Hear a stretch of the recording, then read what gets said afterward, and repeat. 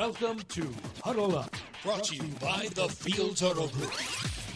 Jaguars senior writer John Oehser, NFL Network analyst and former Jaguar Bucky Brooks, and senior reporter J.P. Shadrick bring you the latest on your Jacksonville Jaguars. Huddle Up starts right now. And welcome in. It is Wednesday of week one. It is Huddle Up with Bucky Brooks. A busy program ahead. The final roster review, the Panthers Jaguars preview. We'll get into it. And the first overall pick quarterbacks meet for the first time in the National Football League. And some possible plans for Travis Hunter? Question mark? We'll see what Bucky thinks about that. Huddle Up with Bucky Brooks, brought to you by Fields Auto Group Jacksonville. See Fields first, Jacksonville's premier luxury auto group. Go to fieldsauto.com. J.P. Shadrick, John Oehser. We're at the Hyundai Studios inside the Miller Electric Center in Jacksonville. Bucky Brooks joining us in Los Angeles, California. And at long last, Bucky Brooks, it is game week. Week one in the NFL. The Panthers and the Jaguars at the bank coming up Sunday. Yeah, man, look, a lot of excitement about this game. There's been a lot of intrigue about the Liam Cohen era, a lot of intrigue about how Trevor Lawrence is going to look, Travis Hunter playing both sides. Look, a lot of eyes will be on the Jacksonville Jaguars and this performance, and we don't want to make it bigger than what it needs to be, but it certainly is a big game for the Jaguars. You want to get off to a good start.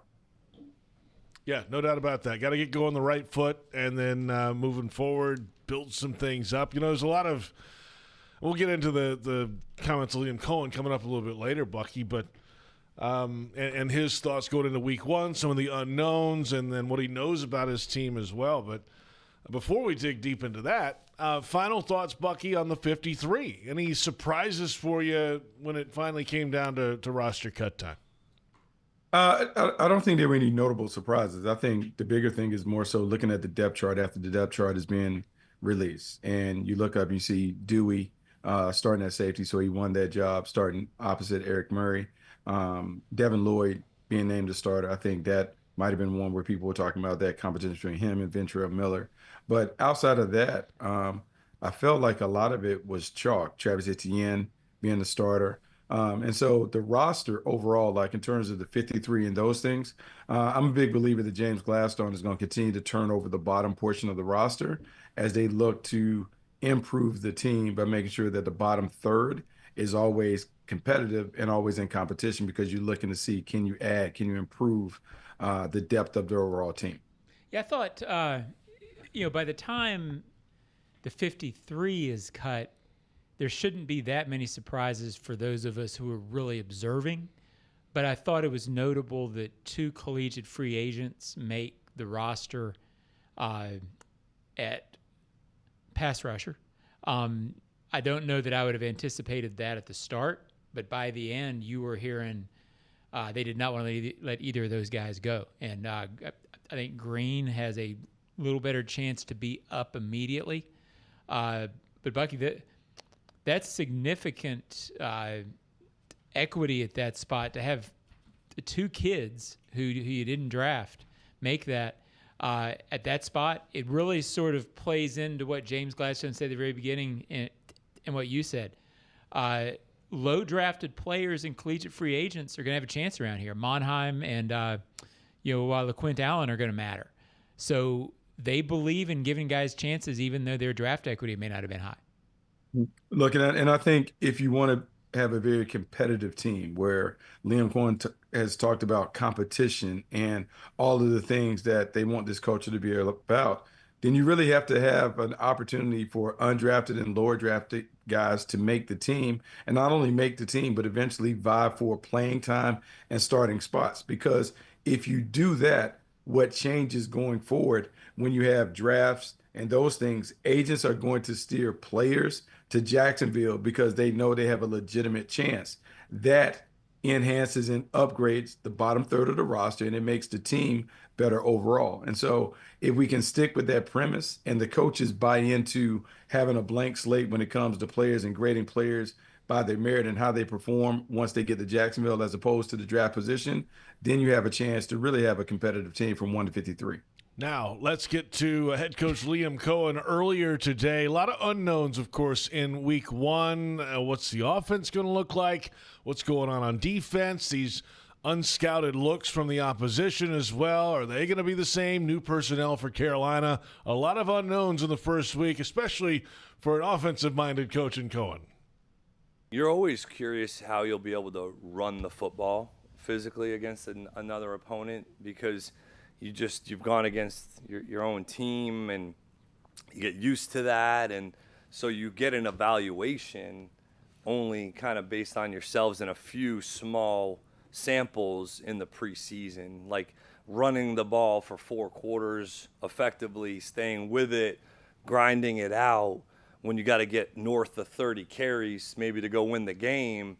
And, you're unsure of what that looks. I have confidence and belief, but you're not sure what that would truly look like. And then, making plays on the perimeter, right? Like that's something that you hope will show up, right? When a 50-50 ball opportunity comes, or the ball's in the air, like, are we coming down with it, or are they making a play on it? I think that's something that you're eager to go see as well. That's the head coach earlier. We'll hear from more from Liam Cohen coming up. And I guess, Bucky, that's on the offensive side, right?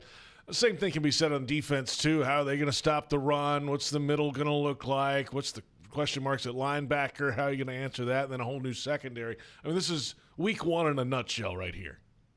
Yeah, it's week one. There's a lot of uncertainty. And the one thing that we know, particularly we should know coming off of last year, whatever happened in the preseason doesn't really matter. Like, we can talk about, like, oh, we finished 3-0, 0-3, 1-2. Like, none of that matters. It's about now trying to figure out who you are in game. Like, so there are going to be some things that you discover about your team in the middle of the game where you have to make tweaks and adjustments and those things. And so this game will require you to be adaptable. You have to have adjustments in hand, but really it's kind of like a blank slate, and you're going to have to kind of paint it as we go along. It's one of those things where you hope the team is made of the right stuff, so that regardless of what happens in the first and second quarter, that you can settle in and eventually get to playing to the identity of the team that you want this team to eventually be. Yeah, I hope I say this correctly. I like how in tune Liam is with the fact that, look, these guys have to go make plays on 50-50 balls. And I think sometimes coaches can sort of get into what they're scheming so much, JP, that, they forget that at some point those guys have to go make the plays. And he's very upfront and honest of, hey, I want to run the ball, but I haven't seen how these guys are really going to run the ball for 4 quarters.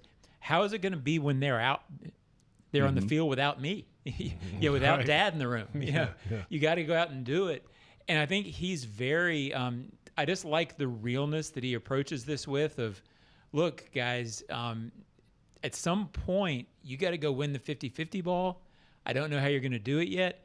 There's going to be a moment with 4 minutes to go in the second quarter when somebody gives up a touchdown, and they got to come off the field and not be breathing hard and, oh my God, what's going to happen? Go out there and get it done. And he's been very upfront that that's what he's anxious to see, is how these guys, he talks so much about the gray area for Trevor Lawrence, about the quarterback. But I think he's curious to see what the whole team looks like once they get into that gray area. And Bucky, if you haven't listened to Liam, when he's talking about the gray area, he's talking about when maybe the eyes go red and things are off and you've got a blitzing linebacker up front. He wants to know if these guys are football players when the chips are down. Yeah, I mean, look, a lot of it is, and taking it all the way back to like high school ball, it comes down to attitude and effort. Like, what does your team look like? Can your team continue to play without being emotionally invested in the scoreboard? Whether you're up, whether you're down, can you continue to give the same effort and play to the same standard regardless of the score? And it's something that sounds hokey and great in theory, but literally what you want your team to do is continue to play and perform regardless of the circumstances and situation. Liam understands this. And look, coming off of last year where we talked about how tough the team was going to be and this and that, and then you get hit in the mouth and the team fall apart, Liam appears to have a great awareness of all the things that we talk about are great. But now that we're playing the game, can we live up to what we've talked about when it happens in real time. So I'm excited to see that too, because that ultimately will be the measure of what this team is and what this team can be down the road. Yeah, and JP, I don't want to overplay it, but it just – I've liked the fact that since day one, even back, it feels like since March, he's been talking about that. And maybe I'm overplaying it, but it feels like he knows that that's what's important. And I do believe that, if a coach keeps emphasizing something just the way they've emphasized the run, at some point, I think it was Doug Marrone used to talk a lot about, the more you emphasize, if you emphasize something, that's usually what you're going to see. And so I'm very curious about that, and I'm curious to see his play calling when it really matters. Because you can talk about practice and preseason game, but we haven't seen this guy scheme anything yet. And I think that's going to be fascinating. I think that's the unknown that is going to be really interesting and fun to watch on Sunday is, about play calling, talk about the scheme or whatever, where he really goes and what he really schemes and how he gets these guys open is maybe the great unknown we don't know about this team right now. And we'll come back in just a few moments and get into some of that, some of the pieces he will use to get that done, including Travis Hunter and his expectations for usage in week one, according to the depth chart. Also, the quarterback matchup of former number one overall draft picks for the first time ever in the NFL between these two. Okay. Yeah, not ever. It's happened before, John. Oh, wow. Okay. Yes, I'm not from Mars, John. This season, we're bringing the heat with 4 chances to see the legendary Prowler throwback uniforms hit the field. 4 games, 1 iconic look. Don't miss your chance to witness history in the making again and again and again and again. Get your tickets at jaguars.com/tickets. It's Huddle Up with Bucky Brooks.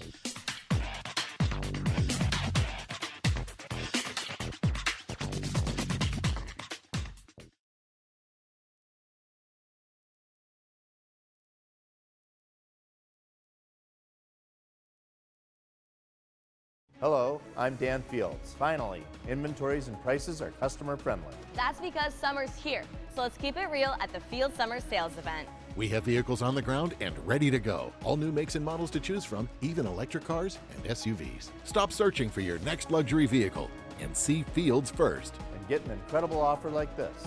Right now, save up to $10,000 on remaining new 2024 Porsche models in stock at Porsche Jacksonville. Go to PorscheJacksonville.com. Jags fans, this one's for you. If you've got MyGate rewards, you're already in the game.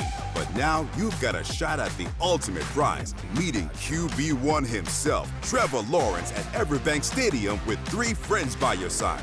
With the MyGate Rewards Gatorade Club, every 5 Gatorade items you purchase equals 1 entry toward your chance to win. Stack them up and score big. See store for details. Gear up for the season. Gates got you. The kick is up. It's good! Field goals for Firehouse Subs are back. That means when the Jags score from deep, you do too. Anytime the Jags score a field goal that's 40 yards or more, you can get a free medium sub with the purchase of any other medium sub online or in the app for 4 days following the game. So cheer on the Jags, watch for the big kicks, and get your buy one, get one free medium sub at participating Firehouse Subs throughout Jacksonville when you use the app. The hottest subs in Duval. See firehousesubs.com for offer terms. Hi, it's Sam Kavaris. You probably already know that Echo East Coast Transportation is the official transportation provider for the Jaguars. I've been a client for more than 30 years because they're from here, and like you, they've been Jaguar fans from the beginning. So for any prearranged transportation needs, call them at 904-631-5466 or find them online at ectjax.com and use the code SAM in the special instructions box for your 15% Jaguars discount. And if you want to talk Jaguars, they can do that too.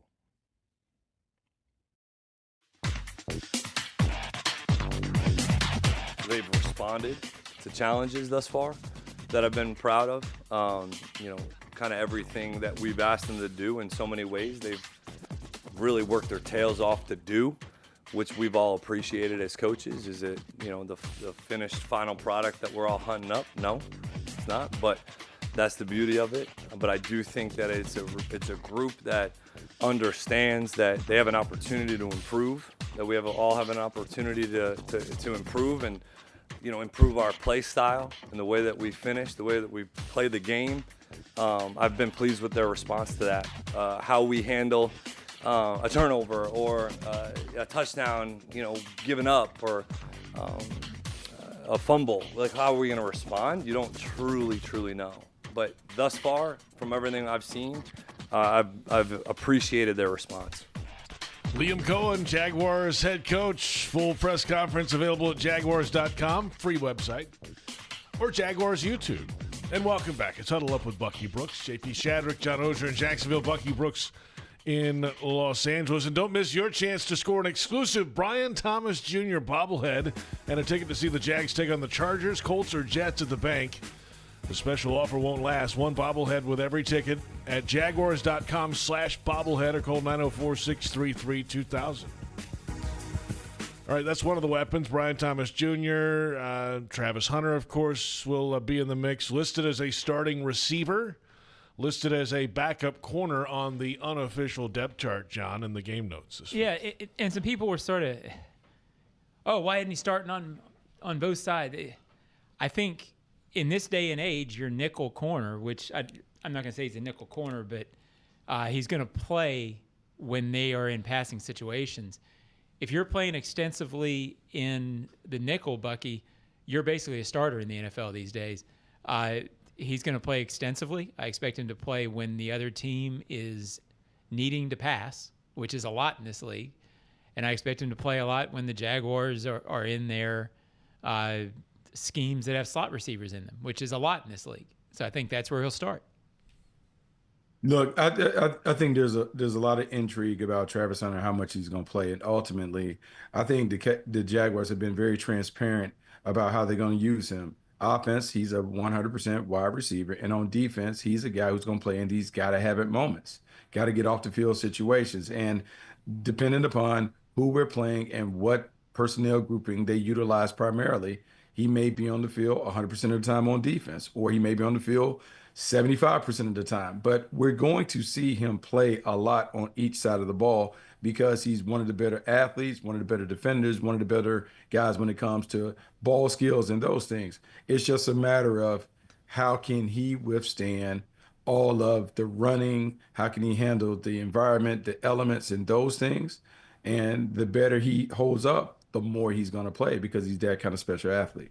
It could change week to week as well. I mean, depending on the opponent, the matchup, and the situation, maybe you don't need him as much on offense one week. Yeah, and it is fascinating. I mean, he's a smaller guy.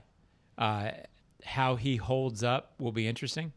Playing him in nickel on defense would seem to have a chance to limit the amount that he has to come up and be a run stuffer. I don't necessarily think I want him playing like Ray Lewis. No, please. So I do have a question for the analyst. Oh, there he is. Mm-hmm. Right there in the middle of your screen.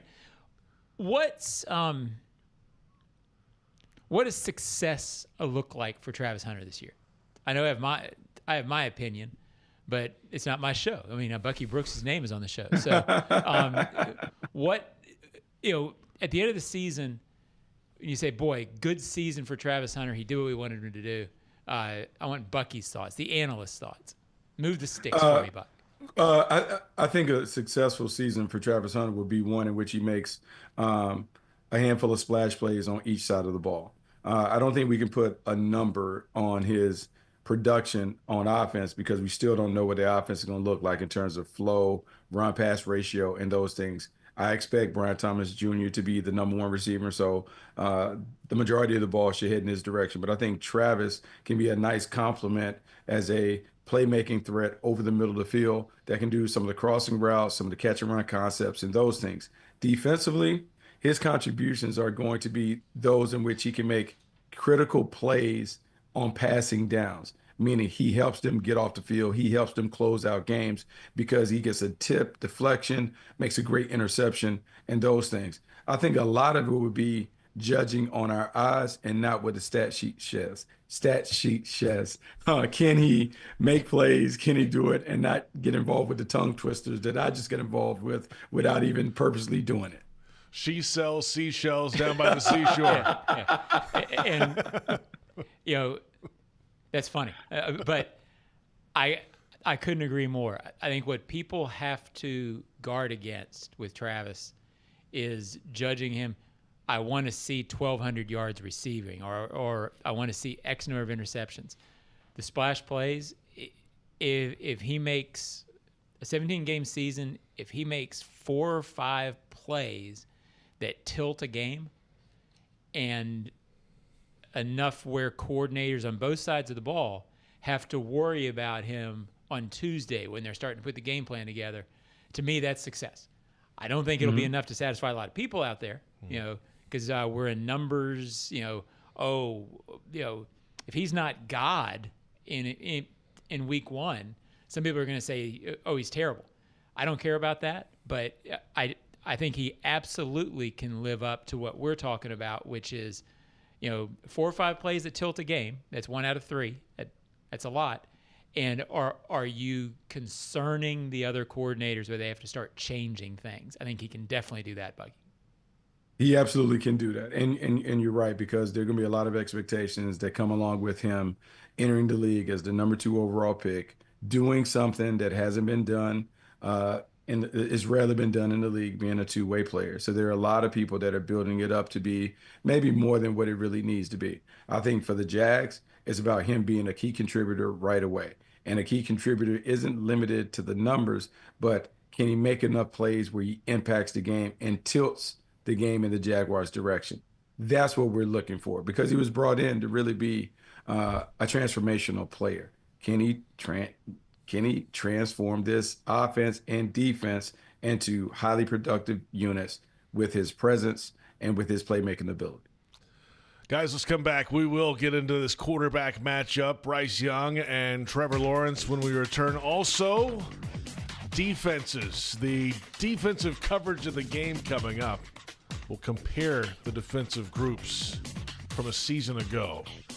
That's coming up next. Of course, the Jaguars host the Panthers this Sunday. The game presented by Publix, where shopping is a pleasure. And this is Huddle Up with Bucky Brooks.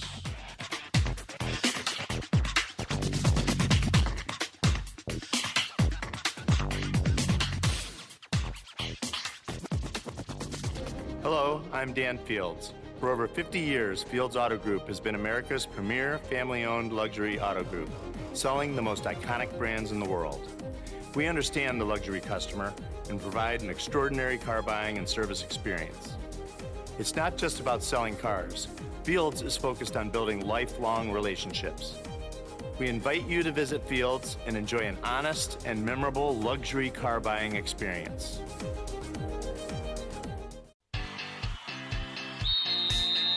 It's game time, Jaguars fans. This season, feed your fandom with the Jaguar sub from Publix, the official supermarket of your Jacksonville Jaguars. Wow! Sink your teeth into crispy chicken tenders, boar's head bacon, melted cheddar, sweet coleslaw, and smoky barbecue mayo, all stacked on a fresh white roll. Taste the hype only at Jacksonville Publix locations. Publix, where shopping is a pleasure. Watch the game, host your crew, or just unwind at BC Grill and Patio at Sheridan Jacksonville, part of the Marriott family of hotels. Enjoy craft cocktails, tasty bites, and indoor-outdoor seating perfect for watch parties, happy hours, and events. Mention this radio ad for 10% off food and drinks. Visit SheridanJacksonville.com or call 904-564-4772. Jags fans, this one's for you. If you've got MyGate rewards, you're already in the game. But now you've got a shot at the ultimate prize, meeting QB1 himself, Trevor Lawrence, at Everbank Stadium with 3 friends by your side.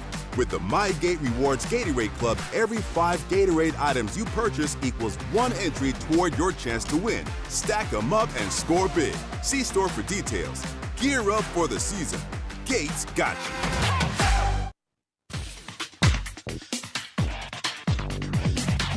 We're a tough, physical team. It's something we're going to pride ourselves on. I think being situationally really smart, that's such a big part of this game. And in this league, games come down to one score more often than they don't. So the situations are huge. That'll win and lose you a lot of games. And then just detail-oriented group that's really, the small things matter so much. And I think that's something that this staff has done an awesome job of preaching to us, and it's been coached really hard every day. how important those details are, the communication. It's something we've gotten a lot better at. But like I said, you want to see it all come together on Sunday when the bullets are flying and see us do that for a full game. Trevor Lawrence earlier today, his press conference at Jaguars.com and Jaguars YouTube. And if you want customized Jaguars furniture for your home, check out ZipChair.com and browse all customizable options. ZipChair, furniture for fans. It is Huddle Up with Bucky Brooks, JP Shadrick with John Oehser in Jacksonville, Bucky Brooks in Los Angeles. And yes, Trevor Lawrence, one of the quarterbacks in this Sunday's game that went number 1 overall. Bryce Young, of course, the other. Trevor Lawrence in 2021, Bryce Young in 2023. There you see on their screen their records as a starter. Bryce Young 6-22, Trevor Lawrence 22-38. He's battled some injury issues the last 2 years, and you see the rest of the numbers on your screen. It's the first time they faced each other in the National Football League. The teams faced each other back in 2023. Young played in the game, but Lawrence was inactive, and the Jags won that game 26-0. It's been a little bit, but looking forward to seeing these two and a good way to get things going, John.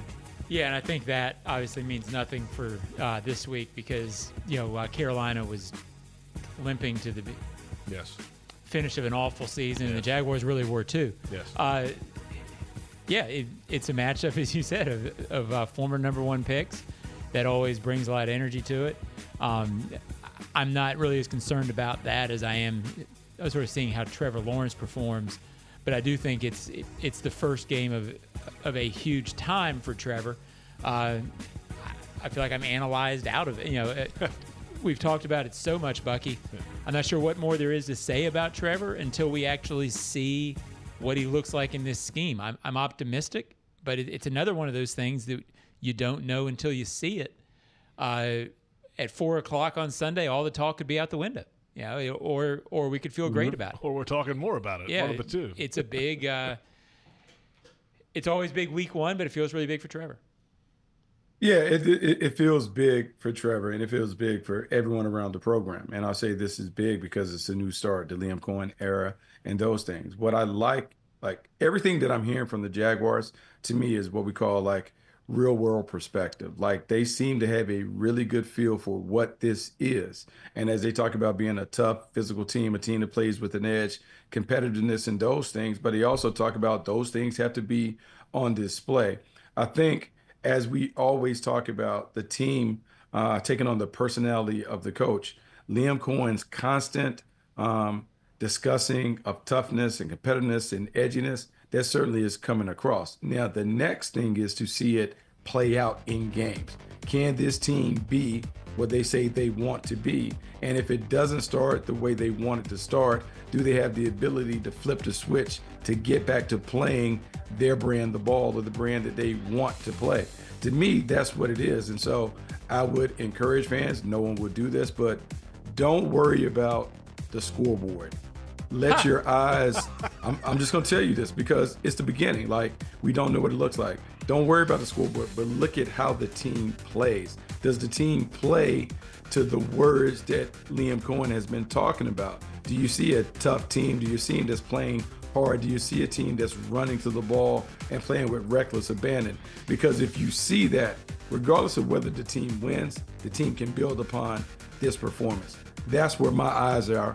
Can we play to the brand that he's been selling, regardless of the wins or losses? If we play that way at some point during the season, it's going to flip, and the wins will come as a result of doing the things that he's been preaching since the offseason.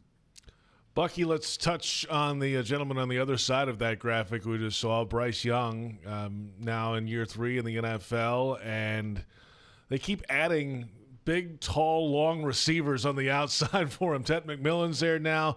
Xavier Legette. He's got a slot guy that can get it done in Hunter Renfrow. What's the ceiling for Bryce Young and the Panthers this season? Look, man, I think the Panthers feel about us like we feel about them. The Panthers are very much looking forward to playing the Jaguars because in their mind, they feel like they're a better team and they're ready to win. For Bryce Young, they tried to surround him with big-bodied playmakers. They tried to build a basketball team on the perimeter to expand the strike zone and make it easy for him to register completions.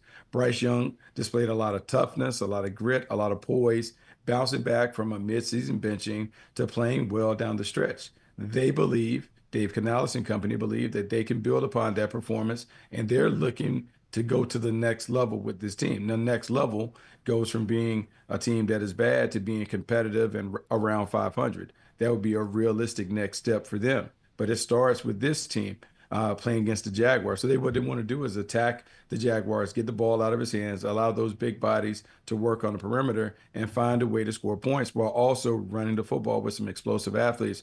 But Bryce Young is going to be a compliment. I don't expect him to throw it 35 to 40 times, but I do expect him to operate at a high efficiency rate and see if they can scheme up some winners to be able to put the ball in the paint. Yeah, stop the run and pressure that guy. Yeah. Be the Jags. I mean, that's easier said than done. Chuba Hubbard was 8th in the league in rushing last year. I mean, so that'll be the test. That's what I'm watching early is this team believes it's going to be physical, meaning the Jaguars. They believe they're going to be physical. Campanile talks about getting off blocks. I mean, playing with power at the point of attack. I asked Trayvon Walker today, about playing physically. Is that the thing you want to establish? And he said what I expected him to say. Stop the run, get after the quarterback. They believe they should be a good run-stopping team. Time to see. We'll find out. Time now for the defensive coverage of the game, presented by GEHA, Government Employees Health Association, benefits for federal employees and retirees. Well, do not look directly into the screen if you don't like defensive stats. These things are nasty last year. The Panthers and the Jaguars were 32nd and 31st, respectively, in total defense. And they were near the bottom in most every category. Actually got to flip those graphics on the screen. The Jags were 31st. The Panthers were dead last in the league. The Jags had 9 takeaways. The Panthers had 17. But you almost don't need to flip it. They're pretty darn close. And that sort of speaks to your point. But, yeah, I think the one thing that stands out to me, if you stop the run better, then you're in more passing situations, and you get more takeaways. Overall, I think, Bucky, the thing that it feels like from talking to people around this team, they believe that very quickly they had 9 takeaways. They really had 8. One of them was a special teams turnover. Mm-hmm. If you get that up if you increase that by 10, which it still has you just okay, how much better are you? And playing zone, playing with your eyes on the ball, stopping the run better. I think they're almost better there. I hate to say it, but you're almost better there without trying. You 100% I'd like him to try, though. I mean, please. It's okay to try. Try, please. No, old school people, and because John has spent enough time with Tony Dungy has always been a proponent of zone coverage. And the reason why is you have more eyes on the quarterback and the ball. And if everyone is running to the ball, hustling to the ball, like, good things are going to happen because you can get multiple guys at the point of contact. They're going to hit the ball. There's a chance that you can knock it loose. The other thing that happens when you play zone and all eyes are there, you have an opportunity to make turnovers off tips and overthrows. And we have seen, even in the short time, teams that play zone and teams that are real disciplined in zone, they have an opportunity and they do make a lot of turnovers. But it comes down to stopping the run on early downs so you can heat them up on those passing downs. Whether it's a 4-man rush or whether you bring in zone blitz concepts and those things, you have to win early downs to be able to dictate the terms on later downs. So as John has talked about it, all eyes are on the front line, and particularly the defensive tackles.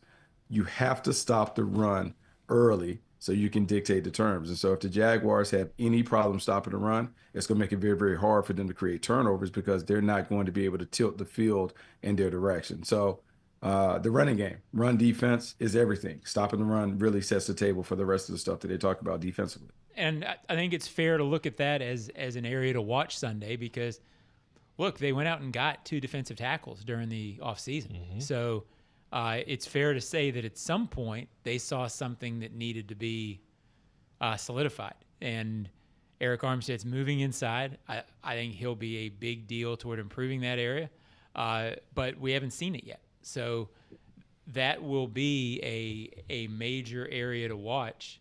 I was asked by somebody, I'm not sure if I used it yet, in the ozone, what area do you want to see play well that makes you feel better about the rest of the regular season? Well, everything is the answer because you don't know anything right now about this team. But, if they come out Sunday and give up $130 in the run game and you feel like they can't do anything about it, that's a big concern. I don't think that's what it'll be. But if you're looking for pillars to build on off of week one, you want to make sure you can do that. And I think that's something they'll be watching as well. All right, guys, let's come back. Our final thoughts. We'll see how we feel about this Sunday's game. The Panthers and the Jaguars kickoff weekend at the Bank coming up this week. It's 1 o'clock kickoff time, and this is Huddle Up with Bucky Brooks.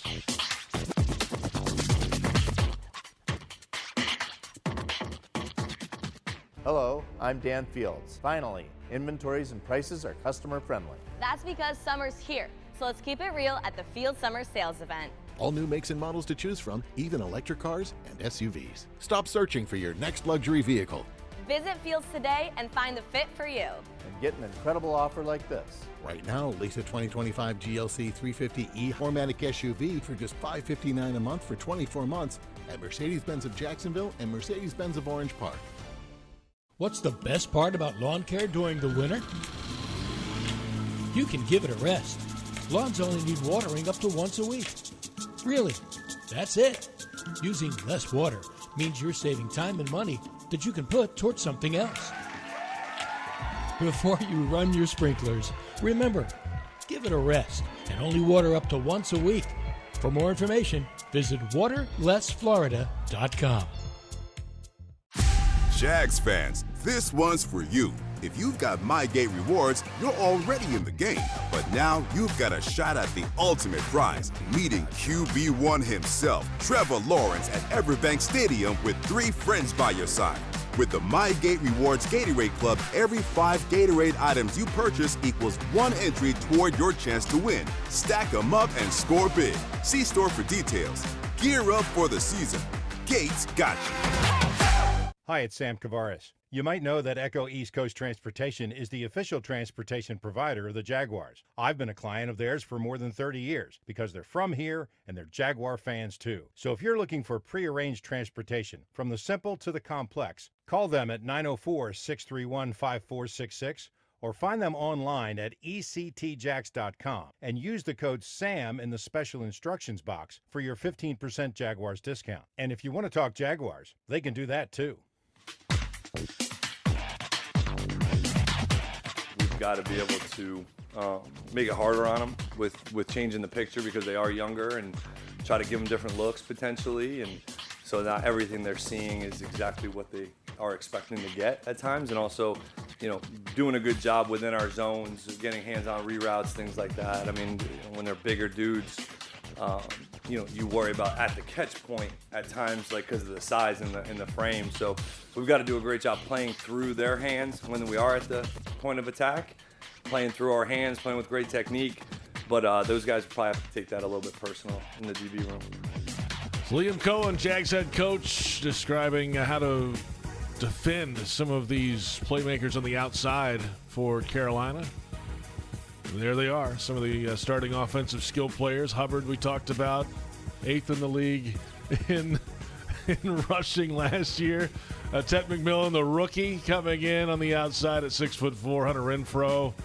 I always thought Hunter Renfrow was a scout when I saw him at the Senior Bowl the first time. Speaking of guys who aren't scouts, Baselli was just sticking his head in there and said, well, it was basically downplaying this show. Yes. Yeah. Like his show is all that great. Yeah. Well, he's not doing one anymore. He's scared of radio now, apparently. He so misses the spotlight.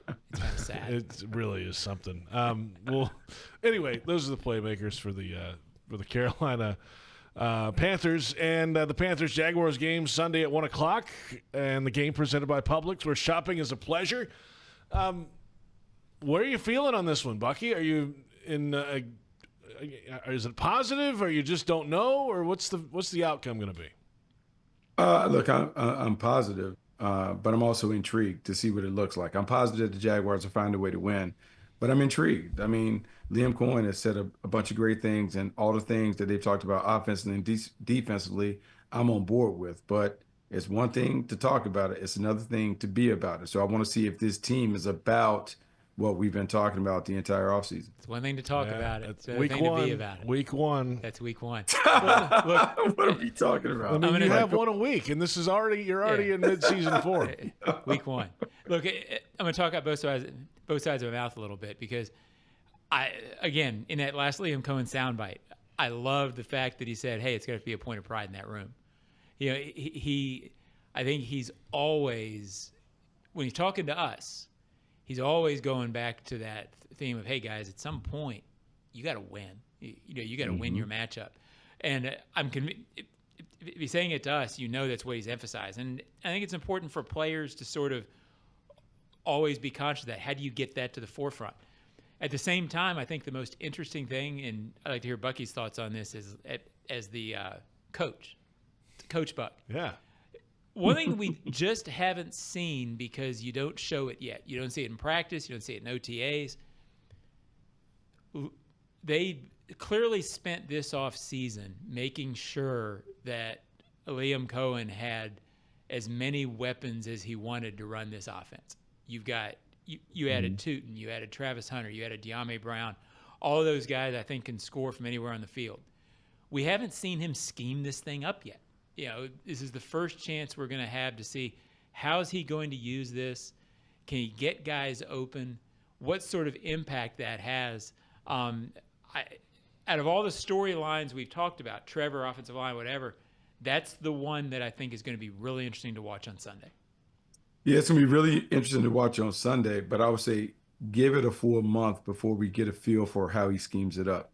Not if you're a fan, you're not. You give it about a half. I'm just trying to give you reality, because better not go 3 and out, baby. Yeah, for all the things that we think that he knows about his team, he really won't know them until they start playing live action for 4 quarters. Right. And so I would anticipate him taking the best things that Trevor has done throughout the offseason. That'll be the base of what the game plan is. And then he'll have some individual things for Travis Hunter and Brian Thomas Jr. and Parker Washington and all those other guys. But then as we get into the game and as we get beyond this week and into next week, he'll begin to get a good feel for how the pieces of the puzzle fit together. And then we will see this offense go. But as I said, to me, this offense is going to look like the 2018 version of the LA Rams, where they were interchangeable parts. It was a lot of jet sweep, fly sweep motion, condensed type formations where you have the running game and the passing game marrying, where the first initial steps look alike.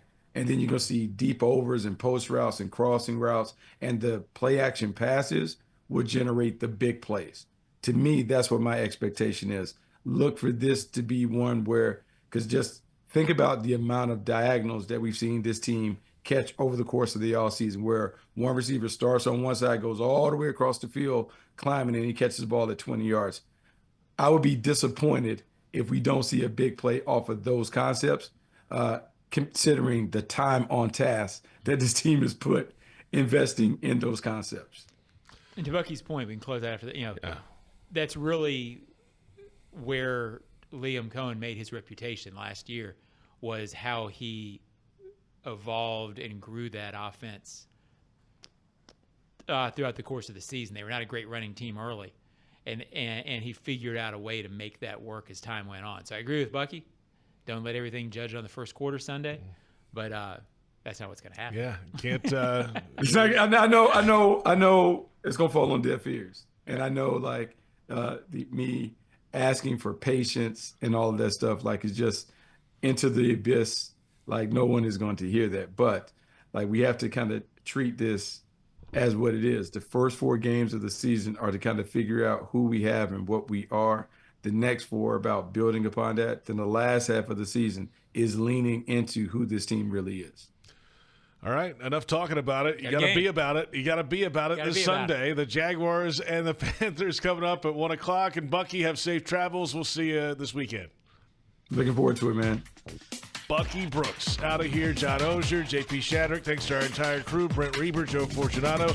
And thanks to you for watching Huddle Up with Bucky Brooks.